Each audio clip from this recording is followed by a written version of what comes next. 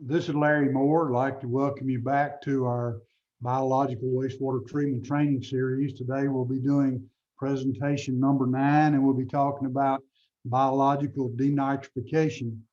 You may recall our presentation number 8, we mainly discussed biological nitrification and then gave a little intro to denitrification. So we'll cover denitrification in more detail today.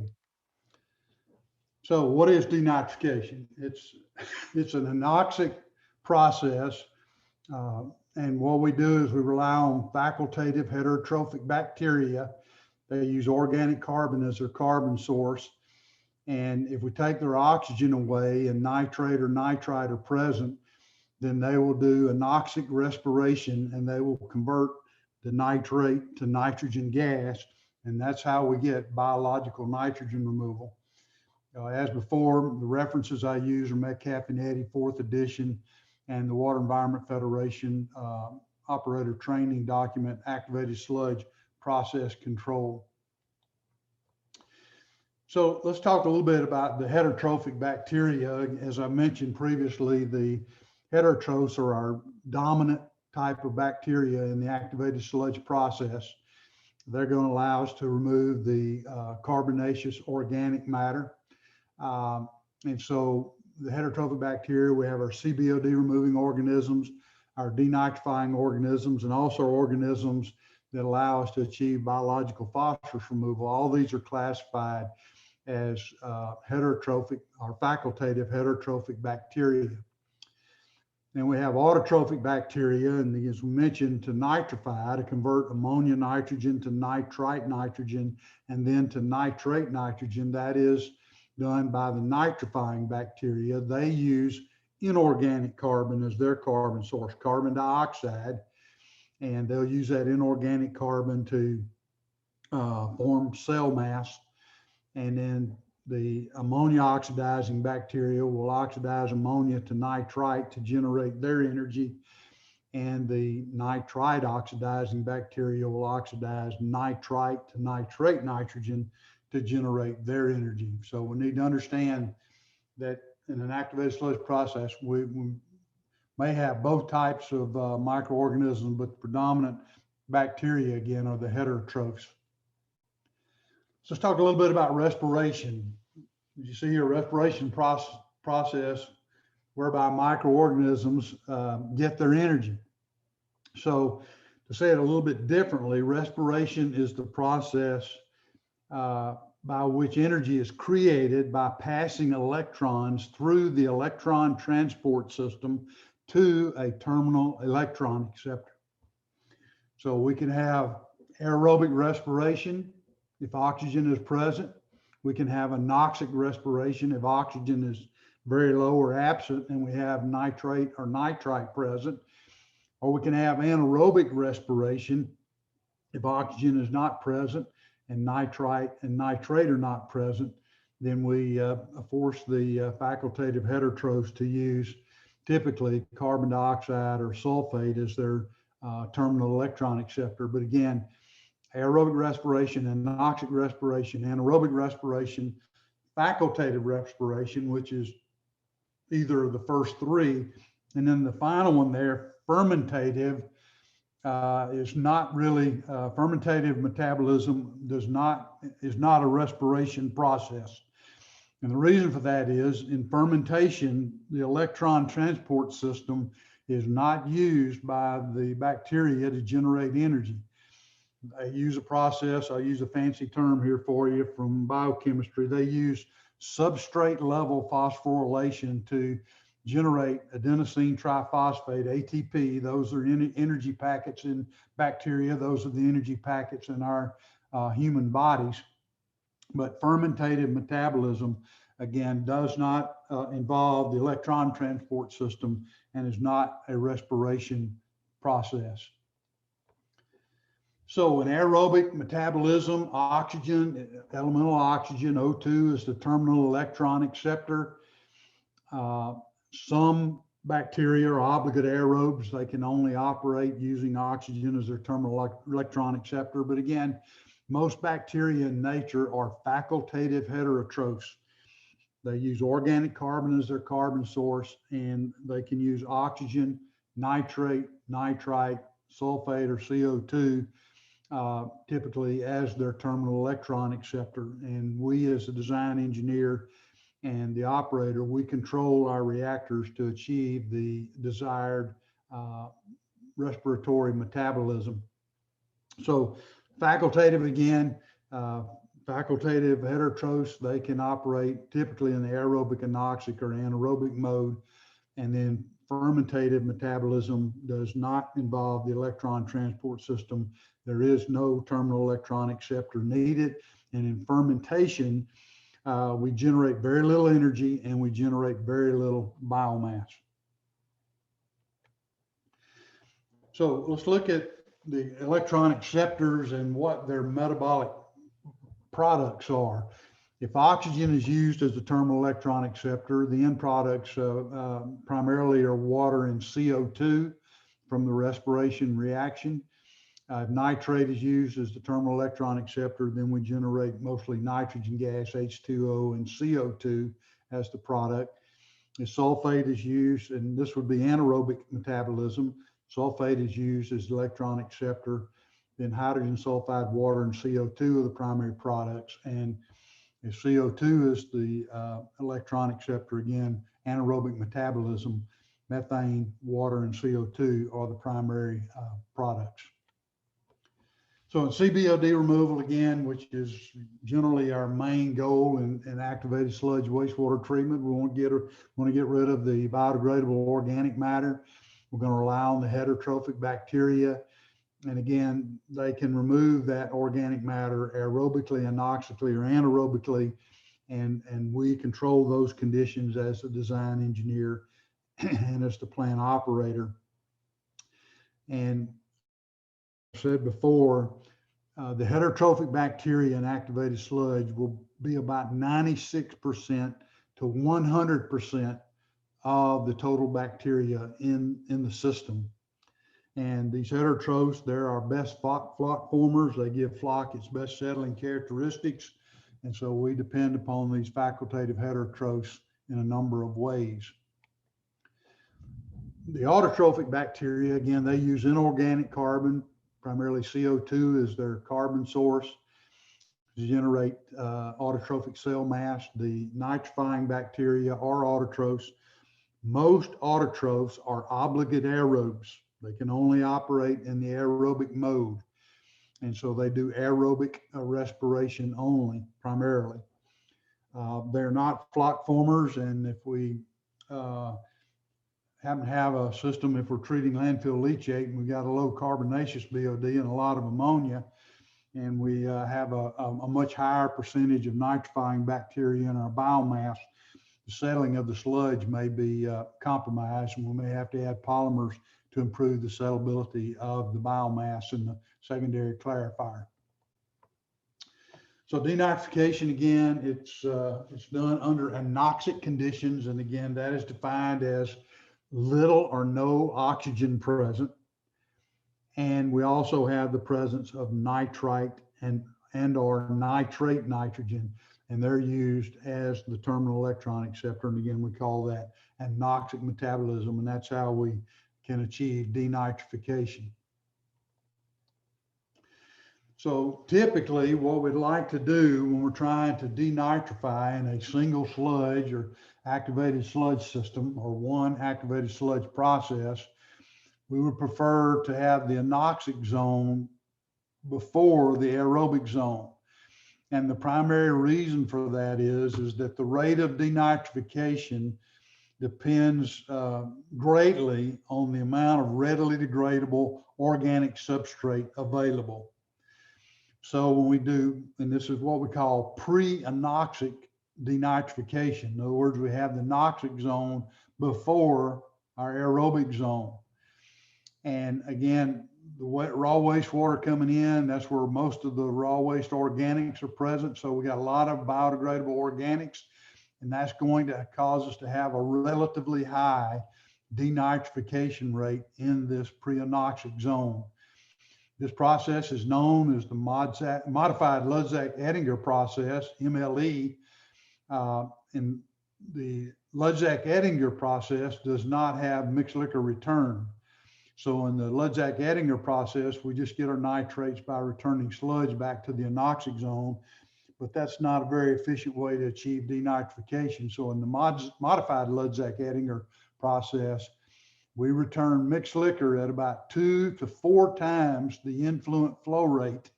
In other words, the influent flow rate is 1 million gallon per day. Our mixed liquor return from the end of the aerobic zone will be about 2 to 4 million gallons per day.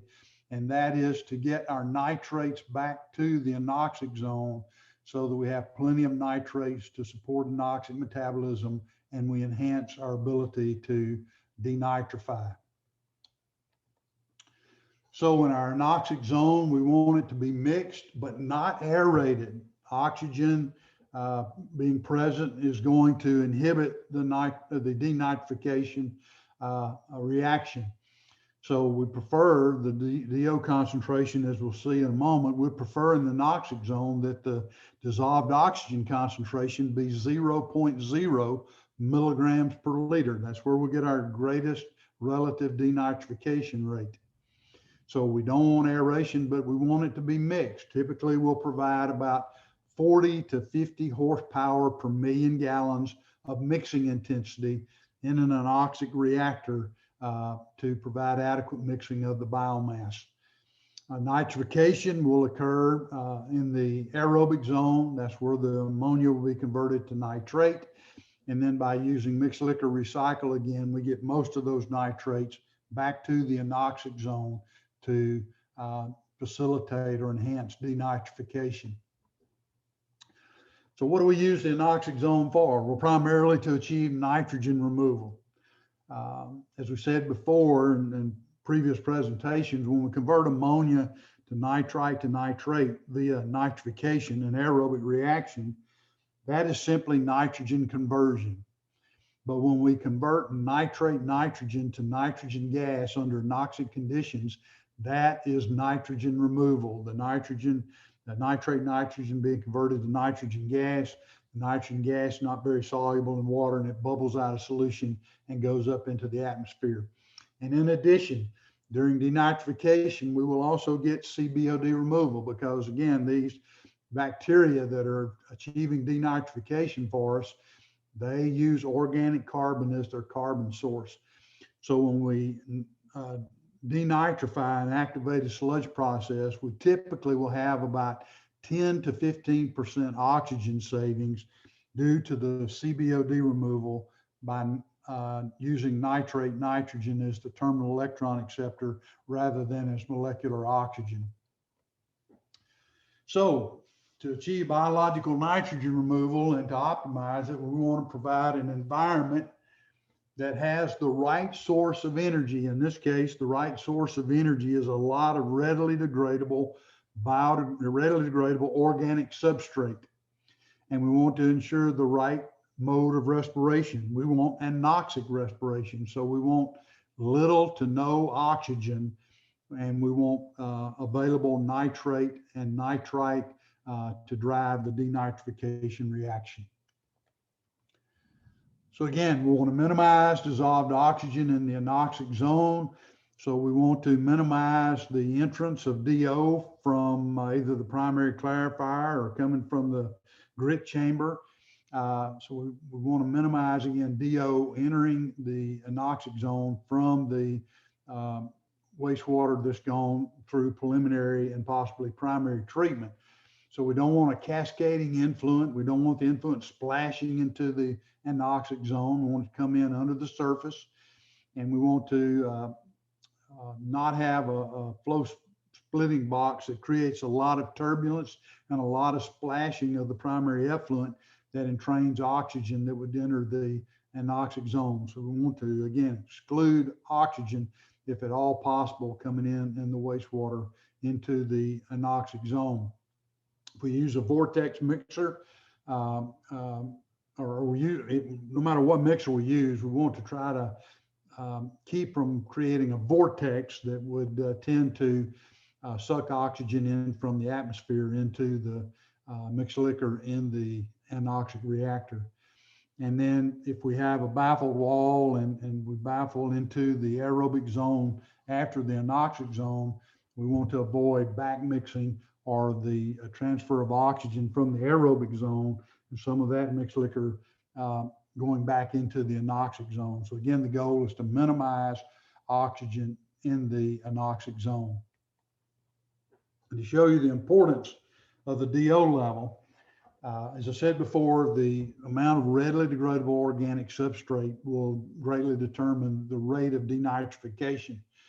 So if we call it the relative denitrification rate, well, the optimum DO concentration in the anoxic zone is 0.0 milligrams per liter, because we will have 100% relative denitrification rate.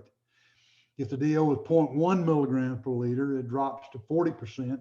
DO is 0.2, it drops to 20%. If DO is 0.3 milligrams per liter, it drops to 10%.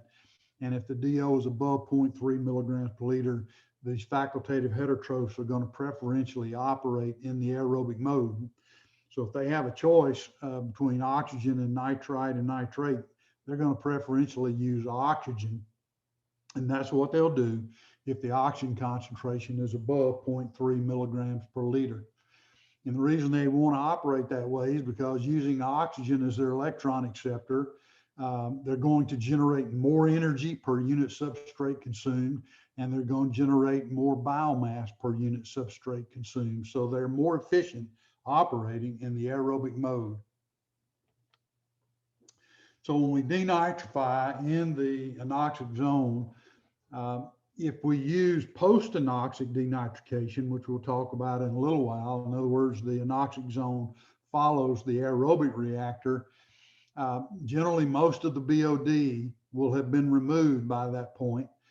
And so in post-anoxic denitrification, we may add methanol as an external carbon source, again, because most of the BOD has been removed from the wastewater. So we'll add methanol, which is CH3OH. We'll add methanol, which will become a readily degradable substrate, again, to increase the rate of denitrification. For 1 gram of nitrate and nitrogen that is converted to nitrogen gas, we'll consume about 2.5 grams of methanol, or about 3.7 grams of COD. We'll generate about 0.45 grams of new cells, and will generate about 3.57 grams of alkalinity. And then also in terms of carbonaceous BOD, in terms of carbonaceous BOD ultimate, we'll remove about 3 grams of carbonaceous BOD ultimate for every gram of nitrate N that is converted to nitrogen gas. In terms of carbonaceous BOD5, we'll remove about 2 grams of CBOD5 for every gram of nitrate nitrogen that is converted to nitrogen gas.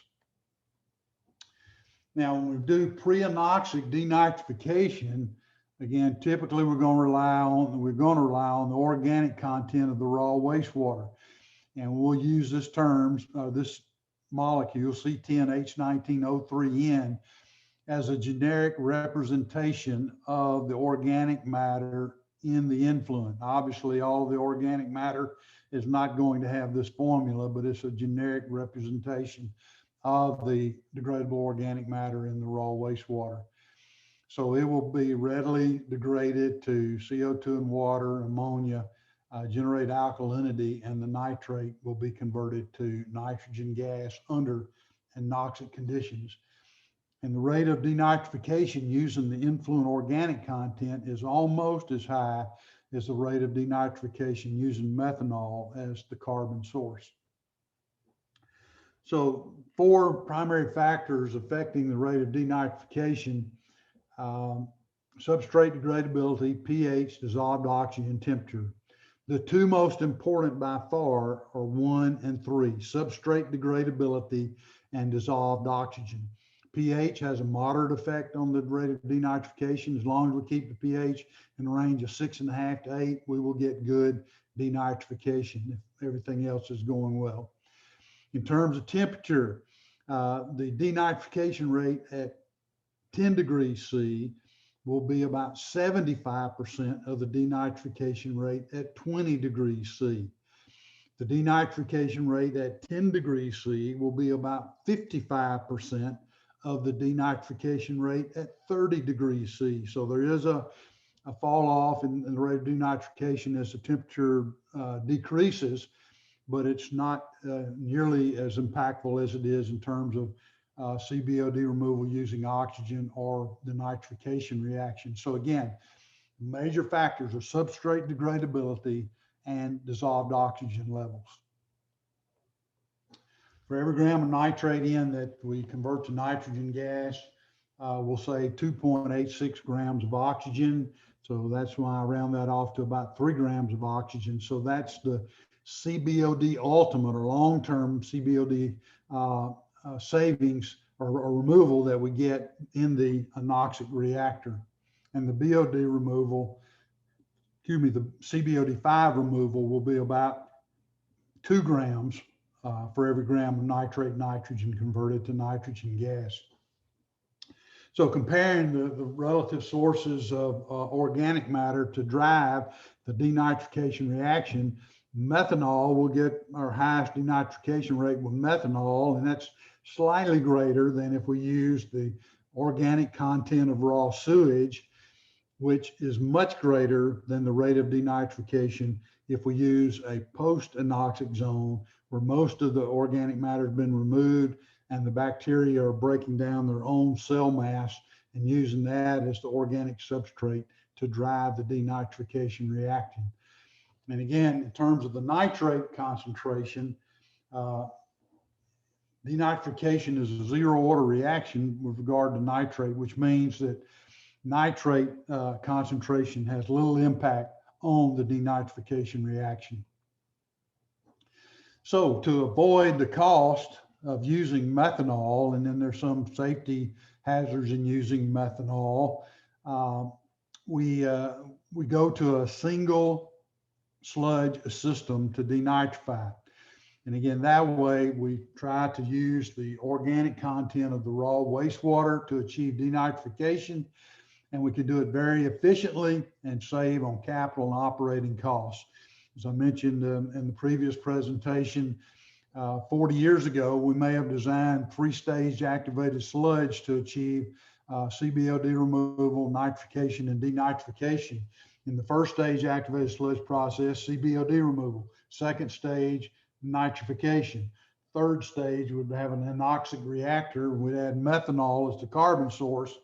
And in the third stage activated sludge process, we would achieve denitrification. Well, 3 activated sludge processes in series is much more expensive in terms of capital and operating costs than 1 activated sludge process. So as design engineers, we're not going to use typically 2- and 3-stage activated sludge anymore because it's not cost effective. So the 2 carbon sources in single sludge denitrification, if we use a post-anoxic reactor, we use endogenous decay of the cell mass to drive the denitrification reaction. And if we use a pre-anoxic reactor, then we use the organic content of the raw wastewater, and that's preferred. So single sludge denitrification, again, we only need 1 activated sludge process. We don't need to add methanol or another carbon source. We generate alkalinity during denitrification, so we reduce our chemical requirements, and we also have lower oxygen requirements. Again, when we nitrify and denitrify in the same activated sludge process, we'll have about a 10 to 15% savings in oxygen requirements generally because of the BOD removal during denitrification. A disadvantage is we got to have pumps to pump the 2 to 4 times the raw wastewater flow rate from the end of the aerobic reactor back to the pre-anoxic reactor.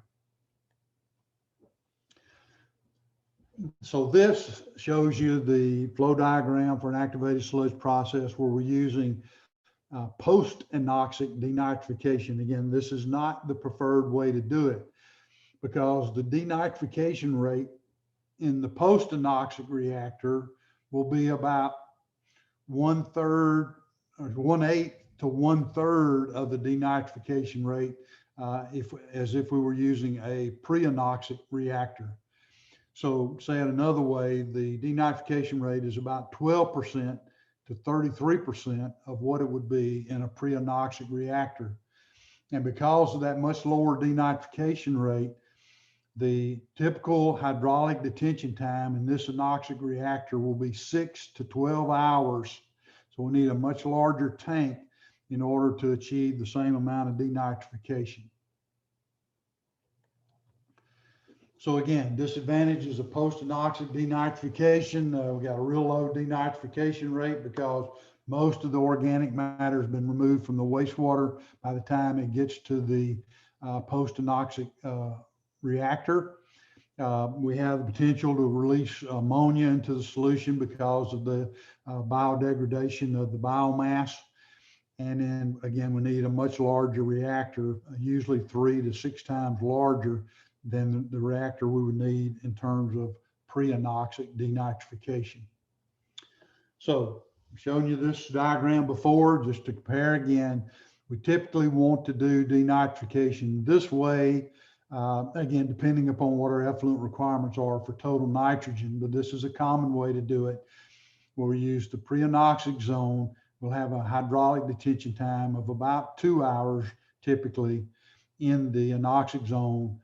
Mixed liquor return at 2Q to 4Q to achieve substantial denitrification in the anoxic zone. So when we talk about single sludge denitrification, there are a lot of configurations that we can use. We can retrofit existing wastewater treatment plants to incorporate an anoxic zone in the process to achieve denitrification. The pre-anoxic tank will actually serve to select good settling bacteria, so it can act as an anoxic selector to improve sludge settleability. We're going to generate alkalinity before the nitrification step, and the anoxic tank on the front end has a relatively short to moderate hydraulic detention time. So when we have a pre-anoxic reactor, 1 followed by 1 aerobic reactor with mixed liquor recycle, this is approximately the effluent quality that we can anticipate for that activated sludge process. BOD and suspended solids around 10 or so, ammonia nitrogen maybe a half, 0.6, 0.7 milligrams per liter. The sum of nitrite and nitrate around 6 milligrams per liter. And our total nitrogen will be somewhere in the range of 6 to 10 milligrams per liter. So if we have an effluent total nitrogen limit of 5 milligrams per liter, then we're going to need something besides 1 anoxic zone and 1 aerobic zone in our activated sludge process. So in that scenario where we have stringent total nitrogen limits, then the 4-stage Bardenpho process is one type of process that we can use to achieve very excellent rates of denitrification and a high quality effluent. This process was developed in the mid-1970s in South Africa. The first Bardenpho process was installed in the United States in 1978. And again, it's an excellent process, not only for achieving biological nitrogen removal, but we can also get some biological phosphorus removal. So the name Bardenpho, where does it come from? Dr. Barnard, who's in the United States now, but when he developed this process in the mid-70s in South Africa, Bar is from Dr. Barnard. DEN is for denitrification, and PHO is for phosphorus removal. So that's why we call it the Bardenpho process. So in the Bardenpho process, we're going to use the raw waste organics in the first anoxic reactor to drive the denitrification reaction, and then we'll use endogenous metabolism in the second anoxic reactor to polish and convert additional nitrates to nitrogen gas. We're going to use primarily the carbon in the raw wastewater to achieve conversion of the nitrates that are being recycled from the first aerobic zone to the first anoxic zone. and then the ammonia primarily will be converted to nitrates in the first aerobic zone. The nitrified mixed liquor will flow from the first aerobic zone to the second anoxic zone, and that's where, again, endogenous respiration will drive the denitrification reaction. And then the final aerobic zone serves to polish the effluent, strip off the nitrogen gas, and hopefully improve sludge settleability. So with four-stage Bardenpho process, effluent quality is usually excellent. Maybe 5 to 10 on BOD, 10 to 15 on suspended solids, ammonia, nitrogen, again, less than 1. Nitrate, nitrite, some of those two, probably somewhere around 1 to 3. And our total nitrogen content now only 2 to 5 milligrams per liter. So this is an excellent way to achieve biological denitrification. So that pretty much wraps up our general discussion of denitrification. Again, it's just an introduction. We could go into much more detail, but hopefully that's beneficial to you. If you have questions about this presentation, feel free to email me at mlarry@bellsouth.net, or if you have comments about the presentation, you can contact Tom Winning at Oak Ridge National Labs at the given email address. So thank you and have a great day.